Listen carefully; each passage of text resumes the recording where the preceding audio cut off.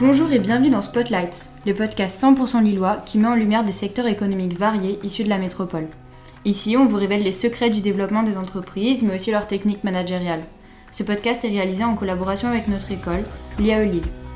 Bonne écoute!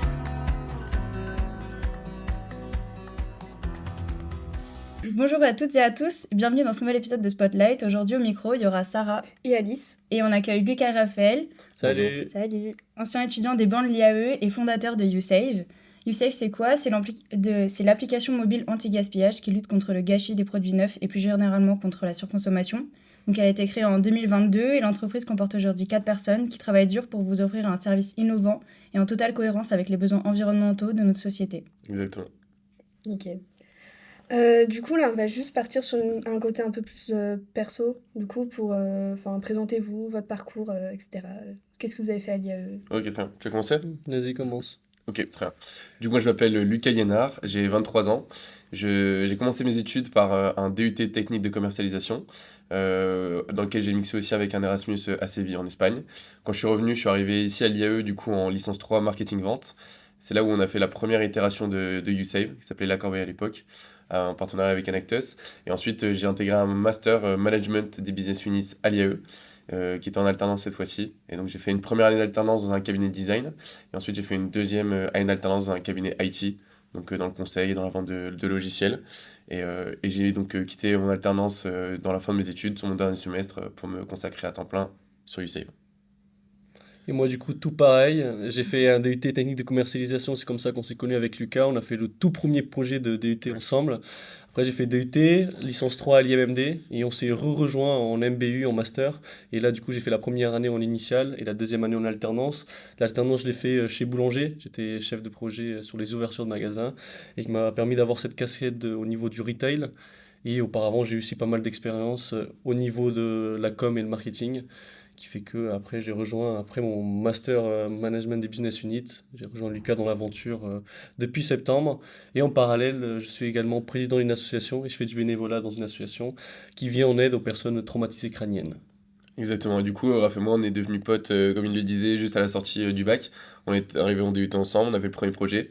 On est restés potes, du coup, pendant toutes nos études.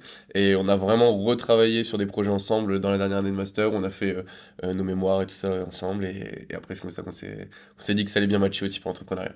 Trop bien. Génial. Il y a pas mal d'étudiants de MBU qui nous écoutent, donc je pense qu'ils sont assez contents. Big up de voir MBU. ce qu'on peut faire après. Trop bien. Du coup, pour la première partie de cet épisode, on fait une partie pitch de l'entreprise. Donc, c'est sur le modèle de l'émission du patron. Je ne sais pas si vous connaissez un petit peu. Donc, on va vous faire un peu faire le tour du concept de YouSave à travers le pitch de l'entreprise. Donc, vous aurez 30 secondes à chaque fois pour répondre à des petites questions. Vous inquiétez pas, on reviendra après plus en détail. Bon, on va commencer par la première question. Le client parfait. Le client parfait pour nous, c'est les jeunes mamans et c'est les jeunes actifs en sortie d'études, enfin en alternance, qui commencent à avoir un pouvoir d'achat, mais qui n'ont pas forcément non plus les moyens de s'acheter tout ce qu'ils veulent. Et c'est essentiellement pour faire des bonnes affaires. Et une cible, qu'on va dire, plutôt féminine. Et B2B pour compléter, parce qu'on est une marketplace, on a des acheteurs et des vendeurs.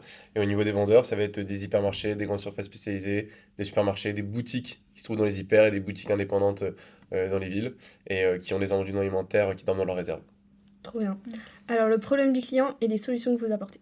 Nous, c'est de se dire que les particuliers aujourd'hui peuvent faire des bonnes affaires près de chez eux, peuvent trouver les meilleurs produits à un bon prix. Et surtout, c'est d'éviter d'utiliser des ventes privées et des stockeurs qui permettent aux produits de faire beaucoup de kilomètres. Et du coup, on permet de réduire le CO2 tout en faisant des bonnes affaires près de chez nous et favoriser le pouvoir d'achat. Et pour du coup les retailers, l'idée c'est que eux, ils ont donc une grosse quantité d'invendus non alimentaires qui dorment dans leur réserve et ils ont du mal à leur donner de la visibilité en local, ils n'arrivent plus à les vendre. Ça encombre le magasin, ils ont investi de la trésorerie sans la récupérer. Grosse problématique. Et comme il le disait, s'ils veulent le revendre à des grossistes, etc., ils vont racheter 10% de ce que ça coûte. Et donc ils perdent tellement d'argent qu'ils n'arrivent pas à les revaloriser de la meilleure manière. Donc nous, on vient apporter une solution locale de vente via une marketplace locale pour les aider à revaloriser ces invendus auprès de particuliers à proximité. Ok. C'est quoi votre business model ? Comment vous gagnez de l'argent ? Du coup, c'est un abonnement, une commission. C'est pas les consommateurs finaux qui payent, c'est bien en B2B, les boutiques, les enseignes, etc., qui vont payer du coup l'abonnement plus la commission. Exactement. Ok. C'est quoi votre MVP ? Alors nous, on n'a pas vraiment eu de MVP, on a plutôt sorti une V1 On aurait pu faire un MVP, si en gros on en parlait pour les étudiants. On aurait très bien pu faire un groupe Facebook dans lequel on postait des bonnes affaires et on avait des users qui pouvaient les acheter. Donc là, on aurait pu faire le travail du marketplace. Nous, on a eu la chance d'avoir accès à une subvention qui s'appelle le Fonds régional d'incubation. Si certains veulent entreprendre, en rentrant dans la technologie en tant qu'incubateur, on a accès à ces solutions-là. Et du coup, avec ces 15 000 euros, on a pu développer une V1 de l'appli directement. Trop bien. Ok. C'est quoi votre stratégie de distribution? Comment vous attirez vos clients? Alors, moi, je vais commencer pour le retail du coup. Je pense qu'on va prendre ces deux casquettes à chaque fois. Donc, c'est ça, hein. CEO, entre guillemets, moi je m'occupe du B2B, direction générale, et Raph de l'acquisition user.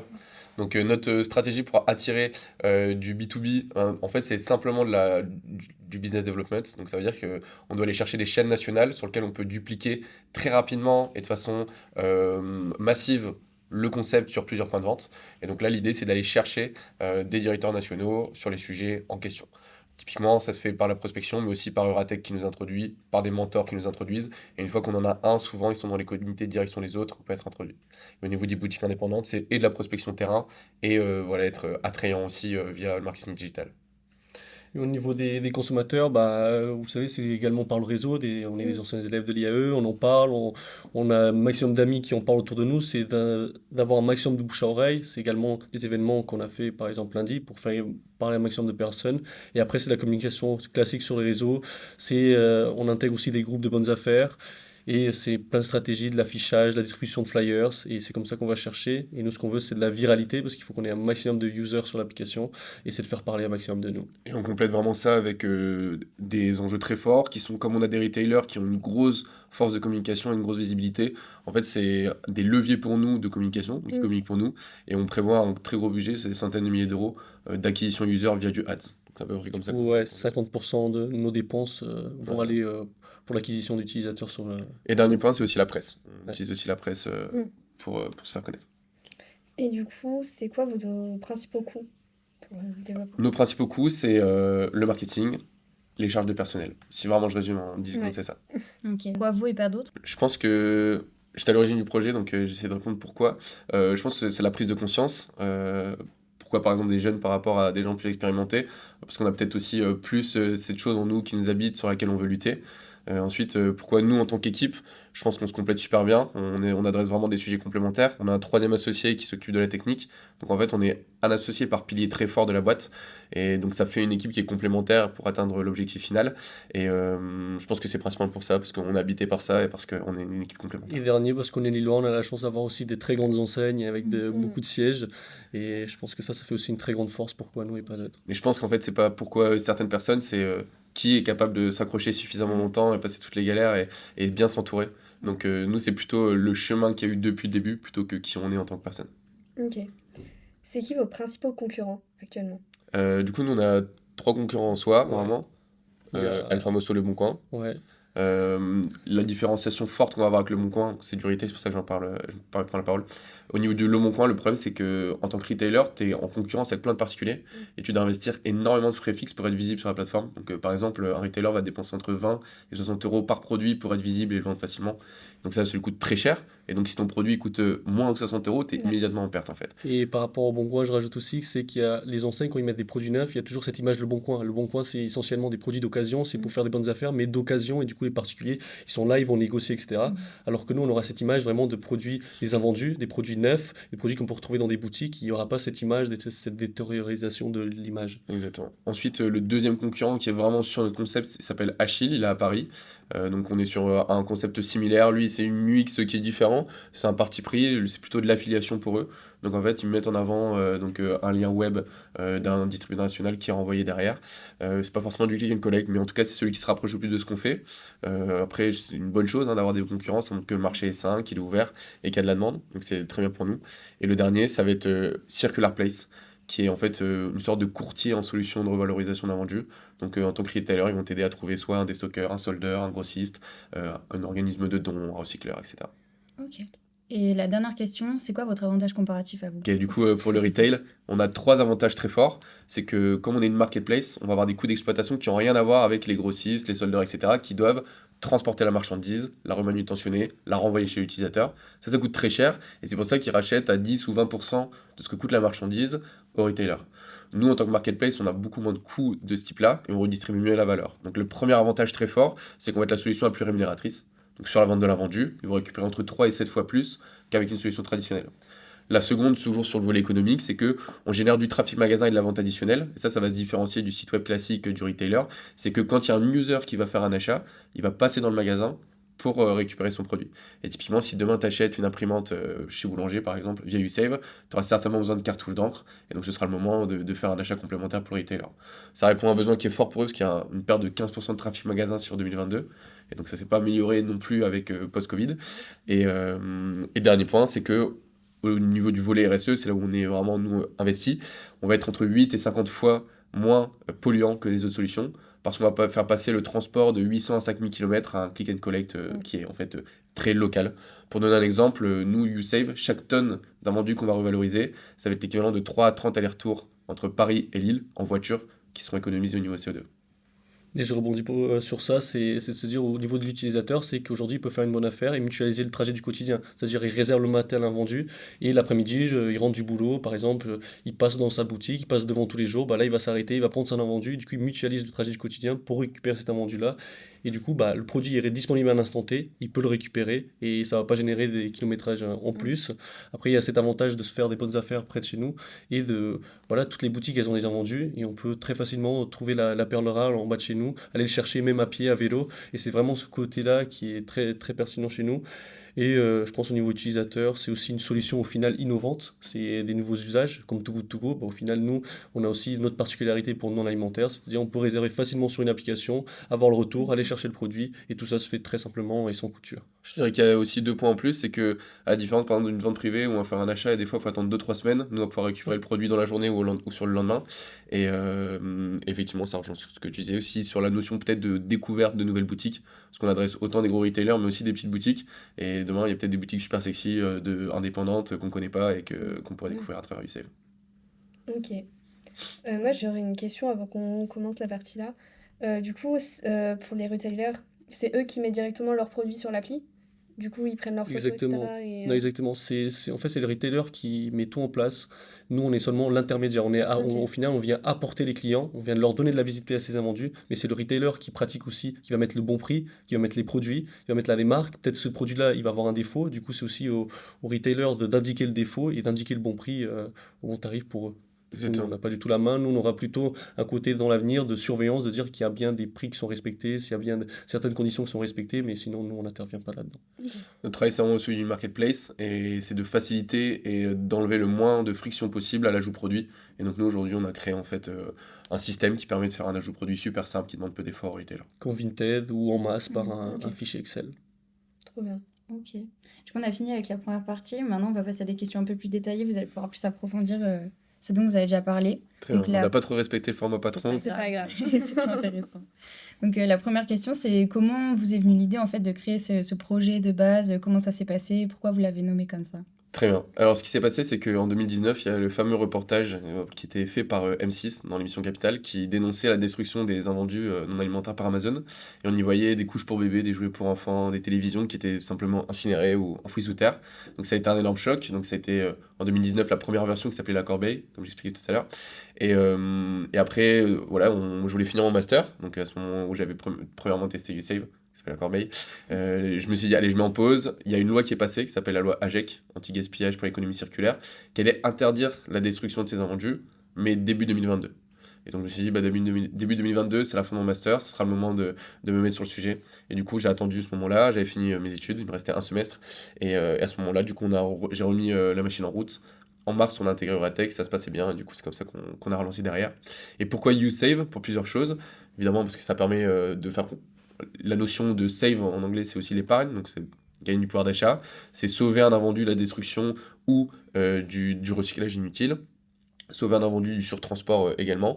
Donc voilà. Et dedans, il y a aussi d'autres petits easter eggs, on pourrait dire. Il y a Us, par exemple, au tout début. Use, en utilisant le produit, on évite la destruction, et Save. Du coup, au niveau de l'appli, vous allez mettre quel genre de produit? Donc là, vous parliez de non alimentaire. Est-ce qu'il y a vraiment un type de produit en particulier Bah, il y a pas vraiment de type de. Ce sera vraiment au fur et à mesure. C'est normal, il y aura des boutiques qui arrivent au fur et à mesure, etc. Mais il y a trois univers, tout simplement. Il y a beauté et bien-être, l'évasion et le dernier. Et c'est la maison. Donc beauté Exactement. bien-être, on retrouve tout ce qui est vêtements, chaussures, cosmétiques, bijoux.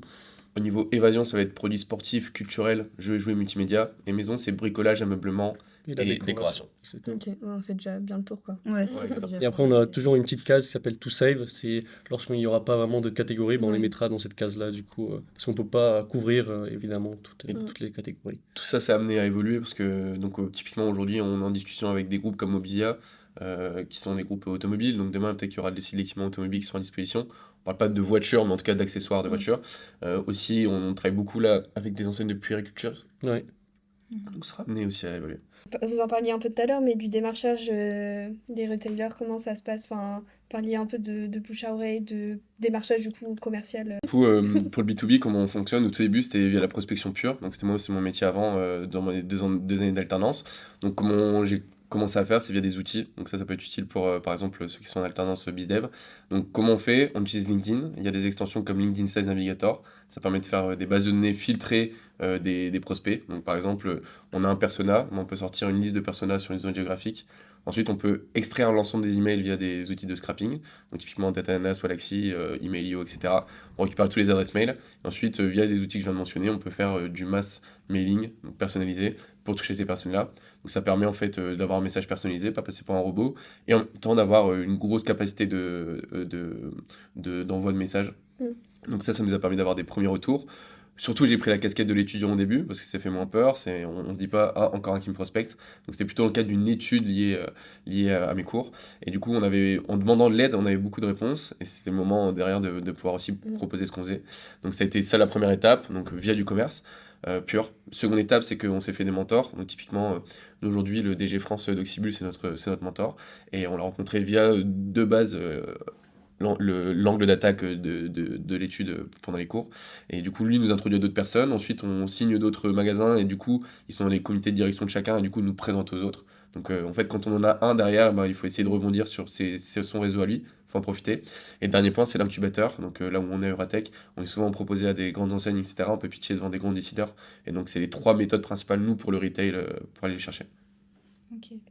Et du coup, je rebondis sur ce que tu dis. Vous avez des mentors, vous avez été aidé par des incubateurs au tout début. C'est vers qui que vous êtes tourné quand vous avez voulu concrétiser ce projet? Alors, bonne question. En 2019, justement, au tout début, vraiment, là, on était au bébé projet. On a été accompagné par Enactus, qui est d'ailleurs allié à eux, ils ont un partenariat, il me semble. C'est une sorte c'est une sorte d'incubateur, d'accompagnateur pour les projets à impact. Et ensuite, par contre, là, quand on est revenu en 2022, on est rentré chez Euratech. Donc, très rapidement, en fait, faut pas avoir peur d'aller rapidement toquer à la porte. Nous, on avait un pitch deck. C'est une présentation PowerPoint qui résume ce qu'on veut faire, quelle est la problématique et comment on y répond. Et du coup, après, on a été accompagné par Euratech. Et c'était vraiment le meilleur accompagnement possible. Trop bien. Et encore une fois, juste pour mentir pour ça, l'important aussi qu'on en entreprend, c'est de s'entourer un maximum, c'est d'aller taper à la porte de n'importe qui, leur parler énormément de votre idée pour faire challenger, pour faire changer, pour faire pivoter. Et ça, c'est très important vraiment de vous entourer, d'en discuter. Et n'hésitez pas, quand vous avez une idée, vous dites pas on peut se faire voler parce qu'au final, une idée, ça n'a aucune valeur. C'est comment vous la mettez en place. Et si on parle un maximum de monde, vous allez voir un peu sur quel volet, quelle cible, quelle façon vous allez la mettre en place. Et ça, c'est très important d'en parler un maximum. Et personne ne va vous la voler. Et si vous la voler, vous ferez mieux qu'eux. Et ça revient au même. Et du coup, je rebondis sur ce que tu dis, c'est intéressant. Dans un incubateur, on est sur notre plateau, là, l'étage où on est une vingtaine de start-upers. Et du coup, en fait, c'est aussi le moyen de toujours échanger sur le même sujet. Et ce que j'ai pas mentionné, c'est que quand on est étudiant et qu'on lance un projet, on a des profs qui sont hyper qualifiés sur plein de sujets, sur les sujets de finance que nous, on maîtrise pas forcément. Et donc, c'est important aussi de s'appuyer sur nos professeurs. Ouais, c'est ce que je me demandais. Est-ce que du coup, à l'IAE, à part Enactus, vous avez été aidé par les Carrément. profs, l'administration, etc. Big up à Cécile Valentin comme d'habitude parce que moi, c'était ma tutrice pendant mon master et elle m'a beaucoup aidé sur le business plan. Et après l'ensemble des profs, parce que quand on est dans le séminaire entrepreneuriat, en fait, les 6 derniers mois d'études, on doit prendre un projet entrepreneurial. Et là, du coup, les profs nous challenge, nous coachent, etc. Donc, on est entouré. Trop bien. Et du coup, là, vous parliez d'une aide un peu informationnelle, de mentors, etc. Est-ce que vous avez eu un peu des aides financières aussi? Du coup, vous parliez de concours, etc. Ouais, exactement. Donc, nous, on a commencé par. Donc, la RAF n'était pas encore arrivée à ce moment-là. Donc, je vais en parler. On avait eu le fonds régional d'incubation, ce que je mentionnais tout à l'heure. Donc, ça, c'est une aide en tes créations. C'est avant que tu crées ta boîte, tu as accès du coup à une subvention qui va être par exemple donc, 15 000 euros, nous, en l'occurrence, pour payer un freelance, typiquement, pour faire ton app. Voilà, et ensuite, on a gagné des concours, si tu en parlais. Ouais, c'est ça, on a gagné plusieurs concours. Il y a eu le concours Format Sup. justement, que ça, c'était toi qui avais participé à l'époque. Pour les étudiants qui sont en alternance, il y a des concours qui sont aussi en place. Il faut vraiment s'informer si vous voulez déjà entreprendre à partir de votre master. C'est qu'il y a énormément de concours, énormément d'aides qui peuvent vous accompagner. Après, on a gagné également un concours organisé par une association de luso-descendants. Il a gagné. Et du coup, on a gagné. On a gagné. Et après, actuellement, on a participé à d'autres prix. Il y a Lucas également qui a été pitché par rapport au prix organisé par l'IESEG, dont on représentait Challenge RSE. Challenge RSE, dont on représentait l'IAE. Pareil, on a eu 2 prix. On a eu le prix du climat de la MEL, donc ça c'était super. Parce que la MEL, évidemment, vous comprenez pourquoi. Et prix coup de cœur du jury, donc ça c'était sympa aussi, parce qu'évidemment, ça montre que. Enfin, du jury des spectateurs. Du coup, ça montre que, en tout cas, notre offre, elle a du sens pour les users potentiels. Et ce qu'il faut savoir, c'est qu'il y a vraiment énormément de prix selon la thématique, surtout quand on a une thématique plutôt environnementale, RSE, ben, il y en a encore plus. Et il faut participer à un maximum de concours, essayer. Et même des fois, s'il y a juste une partie de notre case qui rentre dans ce concours, bah, on participe parce qu'au final, il y a tout le temps un volet qu'on peut développer. Et nous, on l'a pas fait parce que mauvais timing, mais sinon, il y a un concours Pépite également qui est hyper intéressant parce que on peut aller jusqu'à 10 000 euros de prix sur ce concours. C'est un game changer pour une startup et on fera peut-être l'année prochaine parce qu'il faut un diplôme particulier pour être étudiant entrepreneur. Mais du coup, c'est un bon concours à tester aussi. Ok. Et après, par rapport au financement, je pense que tu peux aussi en parler par rapport à tout ce qu'on a Ouais, accès à. ce qui est important aussi à savoir, c'est que on n'est pas, en fait, il faut pas venir d'un milieu aisé, etc. pour pouvoir créer une boîte. Parce qu'on se dit tout le temps, bah, il faut du réseau, il faut avoir des parents riches, il faut pouvoir mettre énormément d'argent. Nous, maintenant, exactement. Nous, le retour qu'on a, c'est qu'en tout cas, il faut être capable de mettre, si on va chercher des financements, au moins 10 000 euros de capital. Donc, c'est quand même conséquent. Nous, c'est toutes les économies qu'on avait. Donc, on se soutient un peu endetté auprès de notre famille pour le faire. Et du coup, il faut mettre au moins 10 000 euros de capital parce que ça ouvre toutes les portes aux différents financements non dilutifs qui seront derrière. En fait, Nous, pourquoi aussi 10 000 euros, c'est de se dire, en fait, c'est sur le papier, 10 000 euros, ça prouve que vous croyez dans le projet. Même si vous justifiez, ouais, mais on est étudiant, etc., bah, pour eux, non, ils voient le chiffre, 10 000 euros, ça justifie que tu prendre le crois risque. dans ce projet, etc. Donc ouais, ils nous demandent de prendre ce risque et en gros derrière ça ouvre la porte en gros on peut aller chercher 100 000 euros de prêt d'honneur chez Odéfi. C'est un prêt à la personne. Si demain votre boîte elle s'arrête, vous n'êtes pas responsable. Donc c'est peu engageant en tout cas pour en termes de risque personnel. Une subvention qui s'appelle la bourse French Tech, c'est 30 000 euros. Et ensuite, il y a un prêt bancaire classique, et là qui sera garanti. Donc pareil, vous ne prenez pas de risque étant donné qu'il est garanti par une autre entité. Là, c'est 200 000 euros. Donc en gros, en mettant 10 000 euros de base, ce qu'il faut viser à mettre, on peut aller chercher 330 une fois qu'on est suffisamment avancé et qu'on a un projet qui tient la route. Nous, c'est ce qu'on essaie de faire actuellement. On l'a pas encore, mais c'est ce qu'on essaie de faire. Je pensais pas que c'était si sécurisé que ça vous protégeait autant, même en étant auto-entrepreneur comme ça. Si on va aller dans le détail, donc nous, on a créé une SAS. Et si on est dans le détail exactement du risque ou non, évidemment, en fait, c'est des prêts, ça engage quoi qu'il arrive. Et je pense qu'il faudra vraiment être une mauvaise personne pour se dire je vais aller prendre un crédit dans lequel j'ai pas envie et je me vois pas le rembourser un jour. Donc, mais par contre, on a une sécurité. Ce que j'expliquais, c'est qu'une subvention, donc les 30 000 euros de French Tech, si on les a, c'est de l'argent qui est donné, donc il n'y a pas de risque. Un prêt d'honneur, c'est un prêt qui fait à une personne sans intérêt. Et demain, en fait, vous vous engagez à rembourser sur l'honneur. Donc si votre boîte s'arrête, bah, en fait, vous ne pouvez pas le rembourser, ça s'arrête là et vous n'avez pas de poursuite, vous ne devez pas rembourser avec votre. De toute façon, vous n'avez rien en général à votre âge, donc ça s'arrête là. Et le prêt bancaire, il y a des garanties bancaires par BPI par exemple ou Noractif. Et à chaque fois que vous dépassez 50% de garantie, vous êtes à 51%, et ben c'est la banque qui prend le risque des pourcentages restants.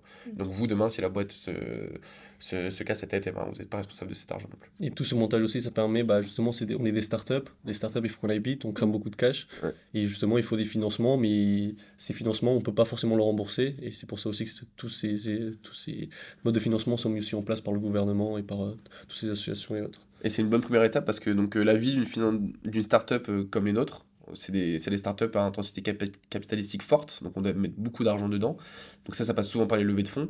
Et en fait, cette première étape qu'on appelle non dilutive, par les prêts bancaires, par les subventions, etc., elles permettent de mettre du cash dans la boîte, de faire grandir la boîte et d'avoir une valorisation de société qui augmente avant de faire rentrer les investisseurs actionnaires dans la société. Et du coup, au moment où on doit diluer le capital pour faire rentrer de l'argent, eh bien, la boîte elle a suffisamment de valeur pour ne pas perdre tout ce que nous, on a en termes de parts. C'est comme ça qu'on essaie de construire. À Euratech, c'est tout ce que tout le monde essaie de faire. Un gros financement non dilutif pour commencer et une levée de fonds, en gros, 6 mois, 1 an après pour mettre du cash. Donc là, ouais, la prochaine étape, c'est levée de fonds pour vous. Ouais, c'est ça. Ok. En fait, il faut savoir, une levée de fonds, il y a 9 mois de préparation à 12 mois pour l'avoir. Donc en fait, là, on doit faire, nous, pour nos prochaines étapes, là, l'appli, elle est terminée. On a nos partenaires. On fait un POC, Proof of Concept. C'est une phase test. Si la phase test est concluante, là, on passe en commission dans les financements dont on vous a parlé. Si on les a, dès qu'on les a, on enclenche le process de levée de fonds qui prend 9 à 12 mois. Ok. Ok. Donc là, pour la phase test, ça se passe comment? Vous allez vraiment vendre, enfin, mettre en place la marketplace pour de vrai. Tu veux en parler de l'exclusivité? Vous pouvez déjà télécharger C'est l'application. ce qu'on a fait Jamais. hier en plus. Donc là, vous l'avez vu, il n'y a pas encore de produit sur la plateforme. Ouais. Pour vous expliquer, nous, on est en phase de test, de bêta test. Donc l'idée, c'est bien juste vérifier que tous les process fonctionnent et qu'il n'y a pas de surprise qu'on n'a pas pu prévoir. Et on a créé un groupe exclusif. C'est ça, on a créé un groupe exclusif que vous pouvez rejoindre, ça s'appelle YouSave tout simplement. Et en fait, dans ce groupe-là, déjà, on va mettre tous les produits qui seront lancés le lendemain pour dire, bah regardez, il y a telle boutique qui va arriver, il y a tel produit qui va arriver. C'est aussi de permettre que vous puissiez faire vos retours, c'est de se dire, bah j'ai eu un bug, j'ai eu ça, j'ai eu ci, ça vous pouvez l'améliorer. Et c'est aussi dans cette vision de design thinking, c'est que vous nous étiez aussi à améliorer l'application et à améliorer tous les process pour que l'application soit le mieux possible pour accélérer ensuite. Du coup, là, pour commencer, pour résumer, c'est là, on a une semaine, on est en train de tester. Après, il y aura les premières boutiques, pareil, c'est toujours en mode test. Il y aura déjà quelques centaines d'utilisateurs, mais c'est vraiment, on ne fait pas encore une vraie communication parce qu'on ne sait pas ce qui peut se passer, pas avoir un gros bug, etc. etc. Exactement. Pour ne pas créer de frustration aussi les personnes qu'on ne connaît pas, parce que vous, on va dire, bah, vous nous connaissez, vous faites partie un peu de notre cercle parce que vous connaissez, on est lié avec, etc. Mais les gens extérieurs, bah, ils disent, bah non, il y a un bug, je supprime l'application et c'est pour éviter toute cette frustration. Donc un petit échantillon d'offres, un petit échantillon d'utilisateurs, une validation du concept et des bonnes métriques en termes de conversion, en termes de conclusion de vente, etc. Et ensuite, derrière, on peut passer à l'échelle. Et du coup, ce test-là, c'est juste sur la ville de Lille ou c'est sur toute la région nord? C'est pas que sur la ville de Lille, parce qu'il y a des magasins Anglo, il y a des magasins à Lille, il y a des magasins à Villeneuve, à Croix, etc. Mais c'est qu'un petit échantillon d'offreurs, mais dans un rayon de 10 km. Ok. C'est ça, en fait, il y a un rayon qui est mis bah, déjà, on parlait tout à l'heure de dire bah, il faut mutualiser. Le but, c'est pas qu'une personne fasse 50 km pour aller chercher la bonne affaire, c'est qu'elle fasse quand même dans la métropole. Et c'est de se dire bah, on concentre aussi l'offre, on concentre l'offre et la demande sur une même localisation. Donc là, vous essayez de vous faire connaître surtout du coup dans la mail. Et du coup, là, vous parliez du bouche à oreille tout à l'heure, mais du coup, autrement, est-ce que vous avez d'autres canaux de communication? Les trois qu'on mentionnait tout à l'heure, du coup, c'est les retailers, donc, que ce soit en magasin ou via du digital. Ils ont des grosses bases users en termes de newsletter, en termes de base fidélité sur lesquelles ils peuvent communiquer en digital. La communication en magasin aussi. La relation presse, donc, sur laquelle on mise beaucoup. Et l'acquisition digitale via le marketing payant. Et après, les moyens que Raphaël aussi avait mentionné sur le street marketing, les flyers, etc. Et après, c'est aussi, on met beaucoup en avant, je pense que vous l'avez vu, la première vidéo qu'on avait fait sur LinkedIn, qui avait percé, c'est mettre en avant le personal branding, mettre en avant qu'on est lillois, qu'on est jeune, qu'on est dynamique, qu'on est fun, et c'est d'emmener tout le monde avec nous, et c'est comme ça aussi qu'on fait parler de nous, qu'on fait parler du projet, et c'est comme ça qu'on se développe. Trop bien. Et du coup, je me demande, là, vos partenaires, du coup, c'est plutôt dans la mail proche d'ici. Après, vous aimeriez pouvoir vous déployer en France. C'est quoi votre... Nous, la stratégie, c'est donc commencer sur la mail, être très bon sur l'ensemble de la région, même Nord-Pas-de-Calais, sur la côte, etc. Parce qu'en fait, on a un bassin retail qui est très fort. Il y a 200 GSS sur les 15 que nous, on a ciblés, qui sont en fait dans la région. Et derrière, c'est d'aller attaquer Paris très rapidement. Parce que pareil, il y a une densité d'offres qui est énorme. Et le but, après, c'est d'être sur les 10 plus grandes villes de France d'ici 3 ans. Ok. Pas mal. Puis on espère l'Europe. D'ici quelques années. L'idée, en fait, pour nous, c'est que notre stratégie, c'est que comme on adresse principalement des enseignes nationales, on puisse dupliquer sur les Ouais. points de vente que l'enseigne a dans différentes villes. Ok. Du coup, bah, ces commerçants, etc., là, au fur et à mesure, vous allez vous faire connaître, c'est eux qui vont venir vers vous. Et du coup, est-ce qu'il y aura une sélection? Est-ce que ils ont juste à payer l'abonnement et à se mettre... Alors vraiment, déjà, s'ils viennent vers nous, c'est qu'on aura vraiment passé un Ouais, cap mais fort. voilà, il faut... Exactement. Mais en fait, la sélection, nous, on a un process de vérification du retailer pour être sûr qu'on a des offreurs de qualité qui sont sur la plateforme. Mais en fait, on ne juge pas le retailer. On vérifie vu que c'est bien une entreprise qui existe, Ok. qui est déclarée, que tout roule. Mais sinon, effectivement, tout le monde a accès à la plateforme tant qu'il est dans le monde alimentaire. Et après, encore une fois, peut-être que demain, ça c'est encore une fois, c'est une vision, peut-être que demain on pourra justement faire cette section, se dire, bah, ils sont pas en accord avec nos valeurs, parce que également on a des valeurs, on a des missions, Ouais. et voilà, mais aujourd'hui on se ferme la porte à personne, Ok. et go. Exactement. Et je me demande, du coup, vous nous avez dit que vous êtes 4. Vous pouvez parler des deux autres personnes, qu'est-ce qu'elles font, c'est quoi vos rôles à tous? Ouais, du coup, avec moi, on a deux personnes. On a une stagiaire de 6 mois qui fait essentiellement du graphisme, de la créa, du coup, qui est très forte en graphisme, de la créa, qui ramène ce côté professionnel qu'on n'avait pas, parce que bon, c'est donc on faisait un peu à la mano, etc. Elle ramène vraiment ce côté pro. Une stagiaire de 2 mois en community manager, du coup, pour dynamiser les réseaux et préparer toute la com qui va arriver quand on fera notre lancement. Et Il y en a deux personnes qui arrivent aussi là, le mois prochain. On a le troisième associé que je mentionnais tout à l'heure, le tech. qui s'appelle Cyril. Et on a aussi un étudiant de l'IAE qui vient faire un stage de BizDev 2 mois, qui pourrait être une alternance si tout se passe bien, pour aller chercher les boutiques indépendantes. Ok, trop bien. Donc ça grandit là. Exactement, Mm. exactement. Trop bien. Euh, Après, du coup, là, on a parlé de ce qui allait et tout. Est-ce que vous avez rencontré des difficultés dans le développement de... T'as une de demi-heure devant ça toi là? Beaucoup de difficultés, je pense que on l'a dit très souvent. La principale, c'est que quand tu as 23 ans, que tu as 2 ans d'alternance, bah, en fait, tu as un chômage, mais qui est Mm. vraiment pas très important. Mm. Donc, en fait, pendant que tous tes copains vont chercher leur salaire en sortie d'études, toi, tu deviens chômeur et tu as 700 ou 800 euros de revenus par mois avec ton appart et tout ça. Ça, c'est une grosse difficulté, je pense. Ouais, ouais.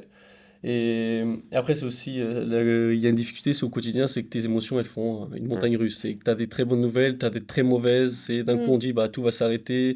Après, le soir, tu as une bonne nouvelle. Et en fait, c'est de gérer aussi ces émotions au fur et à mesure. Mm. Tu passes par toutes les émotions, et c'est vachement dur de tout le temps rester Essayer de rester dans le motivé, cadre et... rester dans le Ouais. cadre. Et cette montagne russe, elle peut être difficile à encaisser, surtout les premiers mois. Après, on s'y habitue, Oh, ça et veut ça dire, roule. Et typiquement, quelques anecdotes aussi pour matérialiser ça. On recrute un associé, du coup, le CTO dont je vous ai parlé, Cyril. Sa boîte refuse sa rupture conventionnelle, du coup, il n'a pas accès au chômage. Du coup, on a essayé d'autres Mm. moyens. Du coup, ça prend 3 mois au lieu d'alors qu'on avait besoin de lui tout de suite. On travaille avec un freelance et ça se passe pas toujours bien. Et du coup, en fait, c'est une galère. Et en fait, il y a 3 mois de retard. On a un énorme client avec qui on a fait 10 rendez-vous. Il y a un changement de direction régionale. On vient pour signer la LOI et il nous annonce que le directeur régional il met un stop au projet. Tout est une série de galères à surmonter. Et en fait, c'est que des galères temporaires. Donc vraiment, Mm. ça nous forge juste une carapace à encaisser en fait les mauvaises nouvelles. Et au final, on s'en sort toujours. Donc, c'est ça. Et l'important, c'est tout le temps d'avoir un plan B, même s'il est moins bien, même s'il peut être plus chronophage. Mais c'est de se dire, bah, on a toujours une solution. Si jamais ça arrive, bah, maintenant, on se prépare. On se dit, bah, si jamais ça va pas, bah, derrière, on a une autre solution, on a une troisième solution. Et l'important, c'est vraiment se préparer à avoir une deuxième solution, même pour ne pas stresser. Parce que quand on se prend des douches froides, bah, maintenant, on se dit, bah, tant pis. Bah, on a une autre solution, on a un autre truc. C'est toujours de trouver une solution derrière. Ouais, moi, je voulais aussi casser un mythe, c'est que moi, je suis un gros consommateur de podcasts, de vidéos sur des entrepreneurs, j'adorais ça. J'en écoute plus maintenant parce que vu que je passe ma journée dans ça, j'ai pas envie d'entendre des gens avec qui ça se passe super bien alors que toi, c'est une galère. Et en fait, il y a un peu un mythe de l'entrepreneur à succès, qui Ouais. tout se passe bien, etc. Moi, ce que je veux dire, c'est que c'est vraiment dur. C'est vraiment, vraiment dur. Mhm. Tu te demandes tout le temps si tu vas arrêter, etc.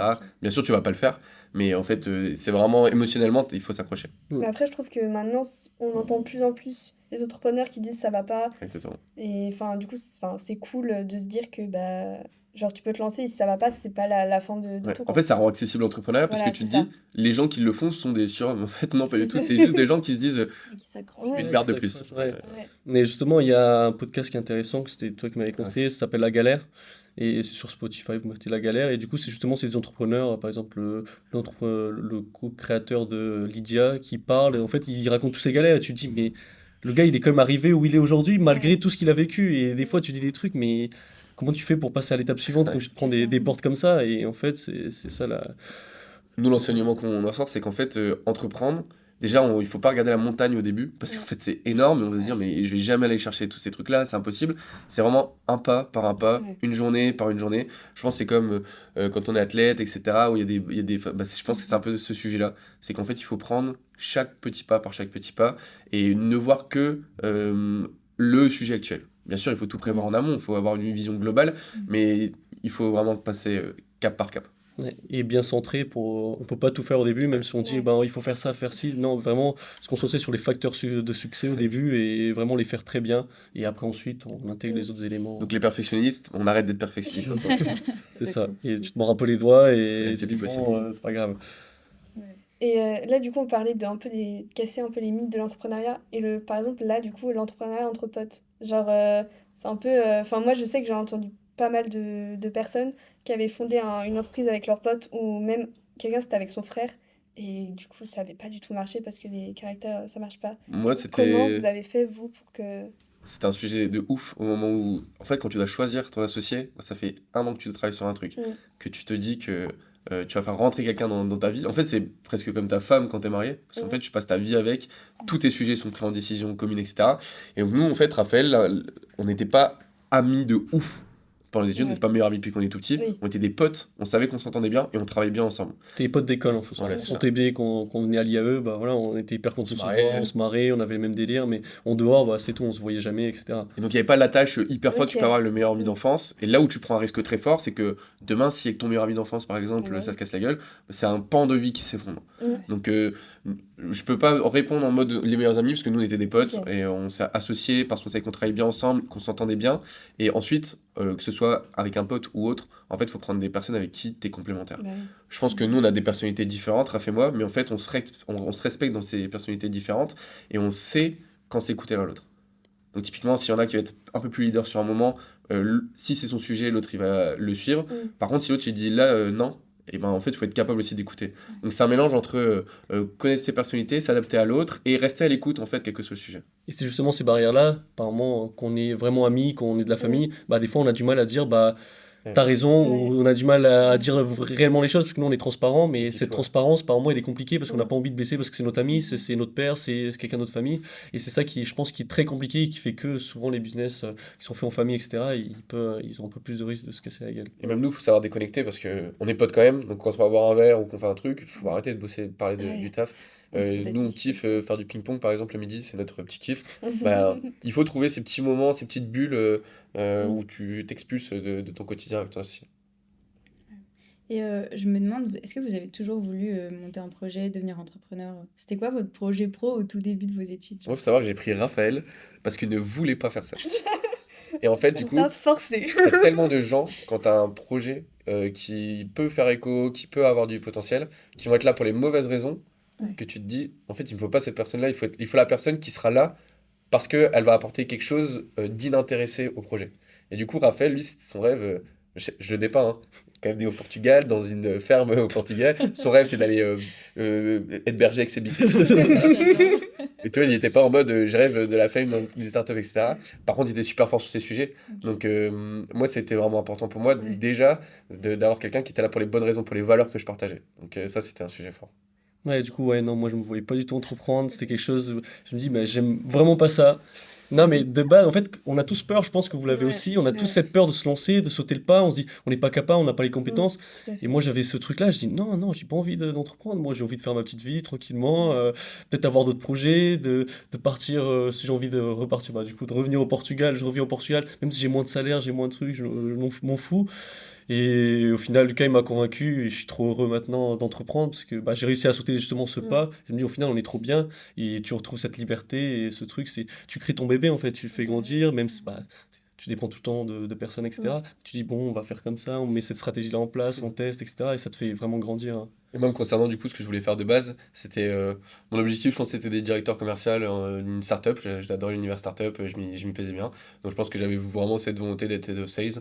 J'avais aussi la volonté peut-être de travailler dans des fonds d'investissement pour des startups à impact. En tout cas, j'étais lié à cette chose-là et je pense que ce soit dans le sport, moi j'étais capitaine d'équipe, j'aimais bien prendre le lead sur ces sujets. Dans les travaux gauche, j'aimais bien prendre le lead. J'aimais bien créer des projets à côté de mes études. Donc je pense que j'avais quand même cette petite âme qui me poussait à l'entrepreneuriat. Et en fait, c'est plutôt elle qui m'a rattrapé que moi qui suis allé chercher parce que quand j'étais en alternance, je pensais qu'à ça tout le temps. Je me disais ce que je fais. En fait, le métier commercial, c'est traite parce que c'est un métier, tu peux le faire sans ta boîte. Et en fait, tu feras souvent pas loin des mêmes résultats. Tu vois. Et donc tu te dis, bah, en fait, je pourrais faire ça pour moi au lieu de le faire pour quelqu'un. Et donc, je pense que c'est pour ça aussi que c'est venu taper à la porte fort au bout d'un moment. Bon, je pense que ça va être un peu compliqué, mais est-ce que vous avez une journée type? Est-ce que vous pouvez décrire un peu une journée type? Je pense que ça change tout le temps, mais bon. Non, c'est non, il y a ça disponible. Le tennis de table midi, je pense. Hop, ça, c'est la tradition. Il y a une compétition nationale de paratechnologie. Bah vas-y, Raphaël, je vous parle de ta journée de Non, mais la journée type, déjà, c'est d'arriver le matin. Moi, souvent, je me fais une petite veille média, une petite veille sur les concurrents. Lucas, il aime pas du tout ça, mais moi, du coup, je m'occupe vraiment de regarder ce qu'ils font, s'il y a des avancées, etc. Et après, je fais ma to-do de la journée, quelles sont les priorités de la journée, et je fais ma journée en fonction de ça, et j'adapte selon les éléments. Voilà, c'est une journée classique, j'ai pas forcément de... Après, c'est aussi beaucoup de management au niveau de la com Ouais, des c'est ça. stagiaires. C'est ça, beaucoup de management, c'est des points réguliers, on essaie de se tenir souvent au courant avec des petits points. Pour l'instant, on n'est pas beaucoup, du coup, on peut le faire instantanément. Et voilà, c'est ça ma journée type. Moi, ma journée type, ça va plutôt être. En général, dans une journée, je vais avoir 1 2 rendez-vous commerciaux. C'est pas tous les jours, mais c'est la moyenne en tout cas que je vais avoir. Je travaille aussi très régulièrement sur le sujet financier. Donc, en fait, je dois avancer sur les financements pour que le dossier soit carré. Je dois avancer sur le commercial et management global. Donc, en gros, avec Raphaël, on travaille ensemble sur quelles sont les prochaines étapes, comment on y va. Donc, en fait, il faut se concentrer tout le temps sur le 20-80. Parce que comme on est 4, il faut faire le travail de 15 à 4. Donc en fait, on doit sélectionner seulement ce qui va vraiment générer de la croissance pour nous. Et c'est avoir des magasins, avoir des utilisateurs et une appli qui fonctionne. Donc en fait, tout notre temps, il est basé sur ça. Ok. Du coup, ça demande beaucoup de management en général. Donc, la plus-value du MBU, vous la voyez aujourd'hui? Bah, franchement, par rapport au MBU, ce qui est bien avec le MBU, c'est qu'il nous donne des très bonnes bases. Après, encore une fois, notre expérience, elle se fait par notre alternance. On spécialise aussi grâce à notre alternance, parce que bah, du coup, on a un profil généraliste. Bah, il y en a, ils vont faire plus une expérience au niveau contrôle de gestion, d'autres au niveau du marketing, au niveau de chef de projet. Mais du coup, ouais, ça nous donne vraiment des bonnes bases de réflexion. Et du coup, après, nous, on adapte à notre personnalité, à notre manière d'être, pour justement manager les personnes, justement à la gestion de projet, toute la stratégie. Je pense que le MBU nous a donné des très bons points pour construire notre stratégie, notre business model. Et je pense que pour ça, le MBU est très intéressant. Moi, je suis un partisan de ouf des études. Il y en a plein, surtout dans l'entrepreneuriat, qui disent ouais, ça sert à rien, etc., etc. Je peux comprendre aussi qu'on n'a pas forcément besoin de ça. Moi, c'était un univers dans lequel j'ai vraiment aimé évoluer. Et je pense que MBU, ce que ça nous a apporté, ce que disait Raph, c'est en fait déjà une capacité de réflexion. Parce qu'on te challenge sur des sujets qui sont forts, on te demande de travailler sur des études, en fait tout ce que tu vas faire dans ton travail d'après. Donc on te challenge pour le futur et ça t'apprend à réfléchir dans ce que tu devras faire plus tard et ça t'apprend à travailler en équipe. Et ça c'est hyper important et je pense que c'est ce qui résume bien parce qu'en fait les galères que tu as en tant qu'étudiant parce que dans ton groupe de mémoire ça se passe pas bien machin, bah, c'est ce que tu retrouveras dans le travail. Et après, c'est aussi cette ouverture d'esprit, parce que le MBU, c'est aussi c'est de la réflexion, c'est du débat, et c'est une ouverture d'esprit qui nous apporte aussi par rapport à notre formation, je pense. Je vois qu'il y a des sujets sur les travaux de groupe là. Ah, la gestion d'équipe, c'est... Sujet sensible. Ça a été pour tout le monde. Ouais. Mais c'est bien d'avoir autant de projets de groupe, justement, parce que moi, j'en avais jamais fait autant avant cette année et Ouais. c'est super formateur. Enfin, tu sais, t'apprends à travailler, tu sais comment toi tu travailles, tu sais comment gérer les différentes dynamiques de groupe. C'est... Puis même si ça se passe pas bien, au moins toi t'apprends et enfin genre t'apprends à prendre le lead, t'apprends à prendre des initiatives, etc. Et enfin au pire c'est formateur pour toi et les autres bah tant pis quoi. Et comme tu viens de le dire, c'est qu'en fait, tu apprends aussi à te connaître toi. Ouais, Et c'est ça- super en fait, tu te important. connais très peu quand tu travailles tout seul sur ton bureau. C'est ça. Par contre, quand tu as des objectifs contraires, une vision contraire dans un groupe de 4, on l'a eu pour notre Ouais. mémoire. Ça s'est bien passé parce qu'on était tous des potes. Par Ouais. contre, dans le travail, on se comprenait pas en fait. Donc ça t'apprend à avancer dans ce sens-là. Et nous, ça nous a fait travailler sur... tu vois, nous, on s'est retrouvés en tant qu'entrepreneurs derrière. On savait comment bosser l'un avec l'autre. Ouais. Donc t'apprends. Il y a quand même des typologies de personnalité. Souvent, tu vas avoir un leader, un suiveur, un branleur, tu as toujours quand même tous ces gens-là. Et du coup, tu sais avec qui tu dois matcher, quel type de personnalité. Un truc qui est intéressant aussi, c'est qu'en MBU, tu fais le DISC, c'est un test de personnalité en Ah, gros on qui l'a te permet, fait. voilà, qui te permet de savoir un peu quelle catégorie de personne t'es. Et alors, bien sûr, c'est de la théorie, mais ça peut être intéressant aussi si demain tu entreprends avec quelqu'un de faire un petit test comme ça et de voir en fait qui est qui. Et du coup, de savoir si tu penses que ça peut matcher. Quoi. Carrément. Ouais. Alors là on va passer au mot de la fin du coup du podcast. Donc c'est un peu une tradition. Donc qu'est-ce que c'est? C'est vous allez devoir pitcher en fait YouSave en 1 minute. Donc pour donner envie aux prochains utilisateurs Ouais, d'utiliser. Je laisse Lucas, hein. Pitch en 8 minutes, il est imbattable. C'est parti. Donc YouSave, c'est le Too Good To Go du non alimentaire. C'est l'application mobile qui va te permettre d'acheter les invendus des magasins près de chez toi, entre moins 30 et moins 70%.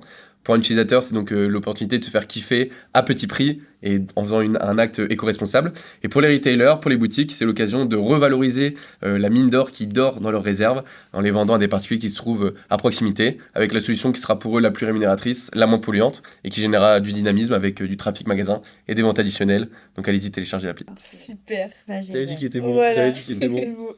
Parfait. Bah écoutez, merci beaucoup. Ouais. Merci à vous, c'était super. Ne partez pas maintenant et restez pour l'instant promo de l'entreprise. Téléchargez l'appli.